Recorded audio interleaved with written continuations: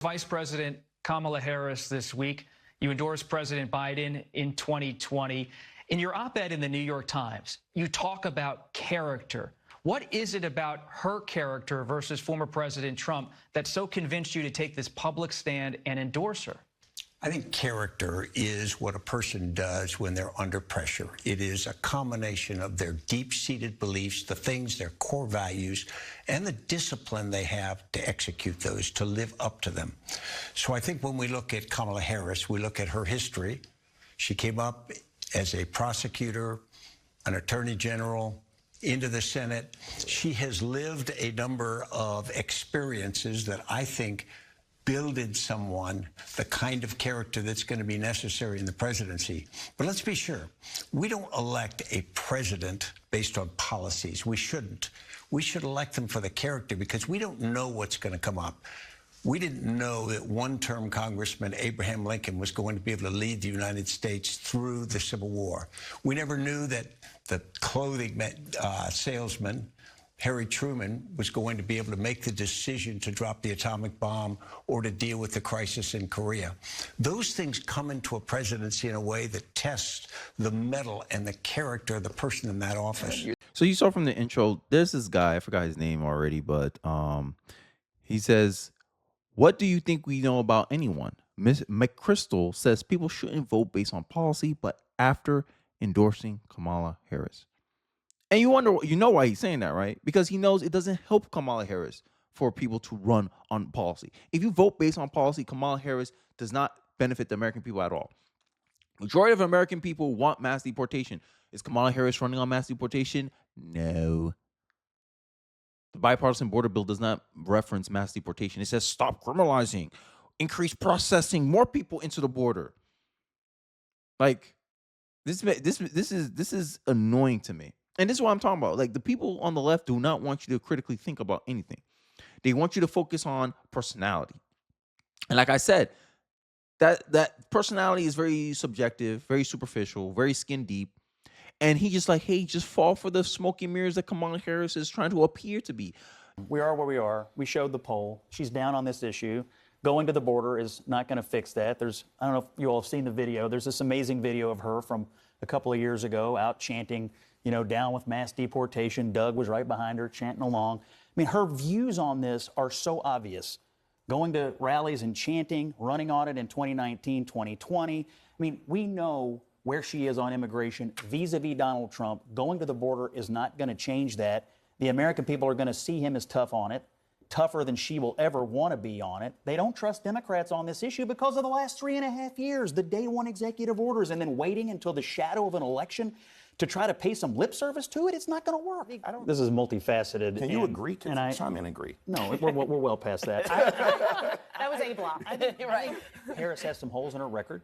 I mean, I think she tried to bail violent people out of jail before. She raised money for that. That's number one. Number two, she called for police to be taken out of schools. Number three, she has advocated in the past for decriminalizing illegal immigration when people come across. And so she has once again, we're back to the same conversation. What is her record? What are her public statements? What actions has she taken? And then what is she running towards in the shadow of an election? Which just makes me suspect that she wants to be tough on crime. And I hear you. And if I was Kamala Harris standing on stage beside Scott Jennings, what I would say is that you can't. But I'm definitely we can't meet in the middle. But you admit that her past rhetoric would call into question how tough she wants to be. I mean, people are weighing this. Like, here she was here she is. Like, what am I supposed to believe? That's the 25. Even though her history tells her since in 2019 she wrote 2 books, 2 chapters or whatever, about how there needs to be more open illegal immigration. They need to decriminalize illegal immigration. He says, don't look at that. Don't look at her track record, right? Don't look at her actions, what she actually did. Don't look at the fact that she's been in office for 3.5 years. Look at what she's trying to be now. Look at how she's trying to act now. She's trying to appear moderate. And that's what we should be voting on. While Donald Trump's been Donald Trump since 2016. But it takes centuries to build the unique character of each state. And we are going to. And, you know, when you do that, so the number 1 rated country is Norway. The number 2 is like Denmark. And, you know, on and on it goes. Spend much less money than we do, and they have the finest education. And New York City few years ago with de Blasio, who was one of the worst mayors in history, by the way. He said, we're going to go with the Norwegian system. That didn't work out too well, okay? You know, when they start throwing the teachers out the window, that wasn't working out. They don't do that in Norway. Historically, they haven't thrown too many teachers out the window in Norway. But we're going to make it good. And you know what's going to happen is out of the 50 states, you're going to have 35, like different ones. Iowa will do good. A lot of the states will do very good. I can think of probably 30, 35 will be good. And 5 will be okay.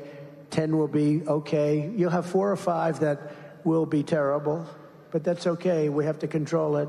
But you'll have Idaho. You'll have Idaho will do a great job. They, you know, no debt, no this. They run a great state.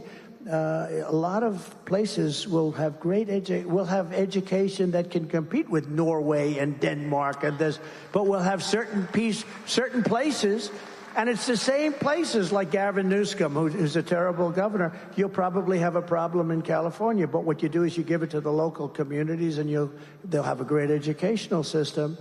You don't want to give it to somebody like Kamala because she destroyed San Francisco and then destroyed the whole state. But reckless migration policy can change it very quickly, and it can destroy everything in its way, just like we've seen in London and Paris and Minneapolis. Look at what's happened in London. Look what's happening in Paris. If Kamala Harris wins this election, she will flood Pennsylvania cities and towns with illegal migrants from all over the world, and Pennsylvania will never be the same. You will never be the same. Donald Trump's the consistent. You saw what he did already as president. This guy don't want you voting based on that. Make it make sense. Like, make it make sense. He want to talk about character. Let's talk about what Kamala Harris actually did. Donald Trump had $400 million on a silver platter and then filed for bankruptcy 6 times. So you telling me that it's hard to start a business, and many businesses do fail, but to be a successful entrepreneur, all it needs is one business to succeed, and boom, you get your millions. This is someone who has never worked for her own money before. This is what happens when someone tries to talk on someone else's accomplishments in the private sector. There's jobs we've been fired from. There's jobs that we've been let go of. There's been jobs where we failed at, but it only took one job for us to be successful, correct? This is how you know this person's only been in government jobs her whole life. You were handed $42 billion to expand broadband, which is internet, and didn't connect a single person to the internet. I don't care if Trump loses his own money. You lost mine. But we're focusing on character. What type of character is a person that loses someone else's money and then tries to grandstand on it? Like, make it make sense. But this is the messaging this guy's going with. So I want to continue because that was crazy to me. I'm like, yo, that's crazy. You telling me that I shouldn't vote based on policy when policy has a bigger deterrent? Because I bet you, when he talked about Abraham Lincoln, he's making all these comparisons. Abraham Lincoln had a position on slavery already. We knew where he would go if Abraham Lincoln had absolute power. He would abolish slavery. But he knew that's not where the American people was at the time. So he got as much possibly done on slavery. And then when he saw an opportunity to abolish slavery, he took it. But we already knew, like, there was no bones about where Abraham Lincoln was on slavery. But this guy pretended to be like, the opportunity just presented itself and he just decided to take it. We didn't know he was going to do that. We didn't know what his outcome was, but we knew what his ideals were pointing him to. We knew that he was in the mental space to do that. Do you think if Kamala Harris was presented with the opportunity to mass deport, let's say, millions of illegals out of the country, you think she would take it? Based on her policy positions in the past, based on how consistent she was on the issue, based on her actions on the issue, I'll say no. I don't care how she's trying to present herself now in 2024, because right now it's politically expedient for her to be on her best behavior. But we already see what Donald Trump did when he had power. You want to talk about character? Donald Trump believed that he did not lose the 2020 election, and he still left office without anyone forcing him, without the military having to be involved. But these never Trumpers, these Democrats still pretend that Donald Trump tried to overthrow the election. Like, make it make sense. He challenged the election, yes, which Al Gore did, Hillary Clinton did. And Donald Trump was saying, I'm being treated unfairly. When these two Democrats, Hillary Clinton and Al Gore, challenged the election, everyone believes their case. Everyone gives their case a shot. But when I want my cases to be taken a shot, it automatically gets shot down without a hearing, without a trial. How's that fair to me? And this is why he believed this. You may not agree with it or not, but this is what Trump was saying. But you talking about character. He left. January 2021, he left the White House, even though he personally felt that he did not lose the 2020 election. But you want to talk about character. It seems like to me you want to cherry pick what you want to focus on when it comes to character. Because the character of Kamala Harris comes off as unauthentic, deceitful, like a typical career politician does. You only want to look good, not actually be good. Donald Trump may not look good, but he actually did good. He still left.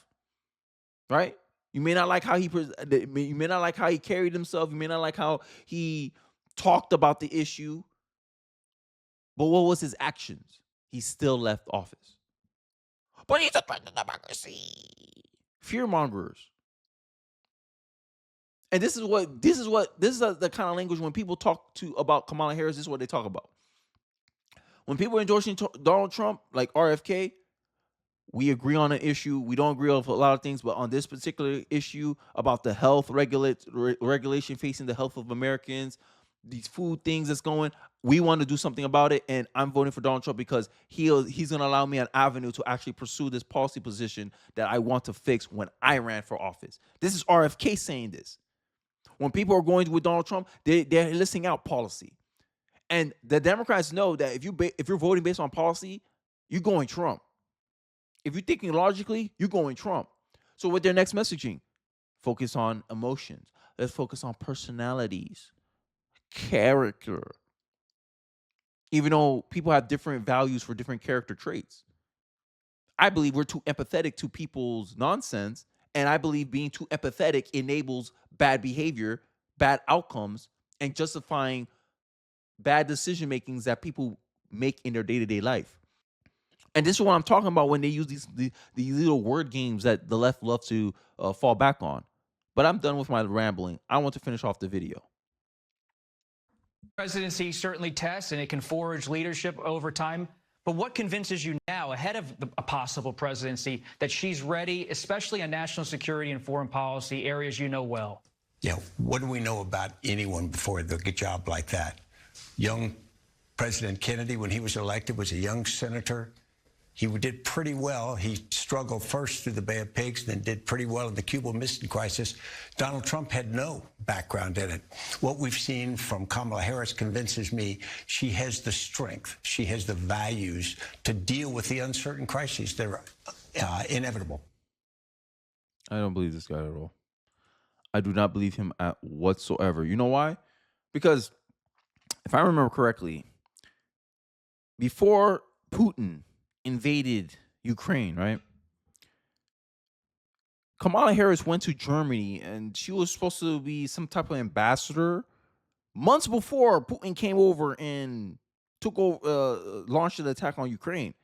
And that goes to show that, you had a chance to, Kamala Harris may have had the opportunity to avoid or create a situation with her foreign policy or her diplomatic powers. That was an opportunity to show that in Germany.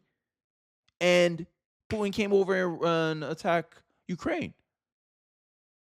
To me, nothing gives me confidence that Kamala Harris is able to do anything that she's presenting herself to do in 2024. If I'm going with what's the safer option, is Donald Trump, because Donald Trump's a known product. The devil you know is better than the devil you don't know, right? He could play this game when it's two candidates that haven't ran for office before, who haven't been president before. I think this guy's commentary, is pretty, I'll say it's 50-50. I can half agree to it, that we never know who we're going to get when we put them in office. But the problem with this election in 2024 is there's a proven product already on the table. We have a former president rerunning for re-election again. Donald Trump. This candidate has been known by the American people for 8 years at this point, 10 years at this point. Kamala Harris been in office, been in government for 34 years. Came on the scene 3 months ago.